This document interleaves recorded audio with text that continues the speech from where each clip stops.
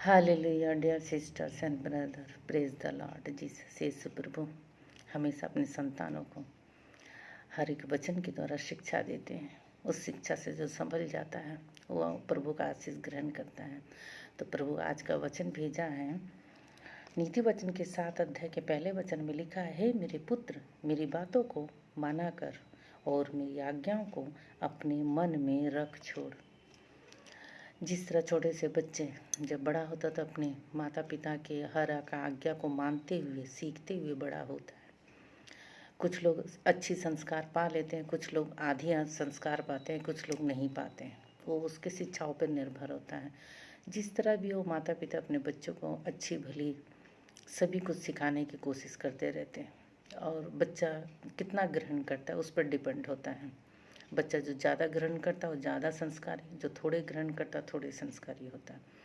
तो प्रभु इसीलिए कहा है कि हे मेरे पुत्र, मेरी बातों को माना कर। प्रभु कहते हैं कि तुम सब मेरे पुत्र हो, क्योंकि जगत को बनाने वाले प्रभु वही है। जगत के जितने भी संतान हैं, अच्छे बुरे छोटे बड़े जो भी है, सब प्रभु के संतान हैं। जो उनकी आज्ञा को मानते हैं वो संतान उन्हें का अधिकार देने के साथ साथ उसे आशीष भी देते हैं और आशीष से ही हम फलवंत होते हैं, आगे बढ़ते हैं, सफलता के रास्ते खुलते हैं।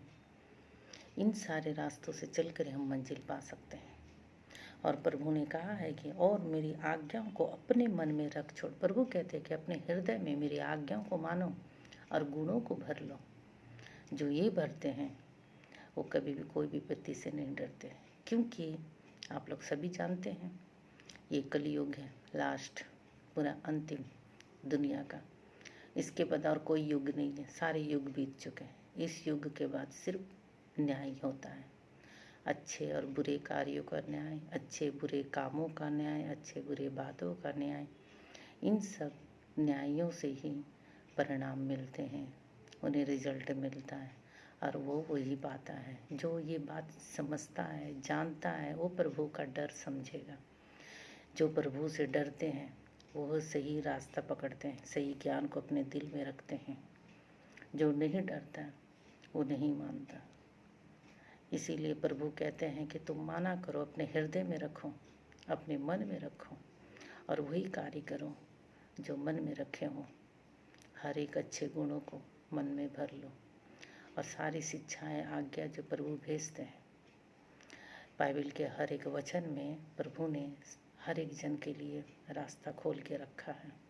जो इन वचनों के अनुसार चलते हैं, उसे ग्रहण करते हैं, मानते हैं, प्रभु का भय मानते हैं, प्रभु उन्हें कभी भी आधे रास्ते में नहीं छोड़ते हैं, उन्हें संभालते हैं, गिरने नहीं देते।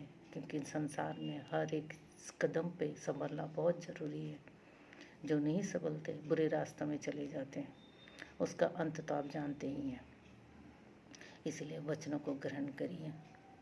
वचनों को जो ग्रहण करता है, ये एक नीति है, एक शिक्षा है, ये प्रभु की आज्ञा है। इस आज्ञा को मानना बहुत ज़रूरी है। जिस तरह एक माता पिता की आज्ञा को जो पुत्र मानता है, उन्हें सब लोग कहते हैं अरे बहुत अच्छा बेटा है, माता पिता का आज्ञा मानता है। जब एक छोटा सा बच्चा माता पिता का आज्ञा मानने पर उसे अच्छे होने का लेवल लग जाता है, उसी तरह जब प्रभु के आज्ञा को मानने वाले हर संतान को, तो आप सोचिए उसे और कितनी बड़ी लेवल लगेगा।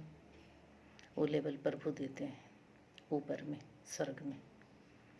इसलिए आप लोग सही रास्ता पे चलिए और प्रभु हर दिन जो वचन भेजते उसे मानिए, ग्रहण करिए और शेयर करिए। जो शेयर करता है प्रभु से देखता है कि खुद भी मानता है, खुद भी जानता है, खुद भी सीखता है। क्योंकि प्रभु ने जो वचन भेजा है, वचन को हर एक जन को मानना उसको आज्ञा दी गई है। इसीलिए इस सारे वचनों को समझने के लिए आपको शेयर करना ज़रूरी है, सब्सक्राइब भी करना ज़रूरी है।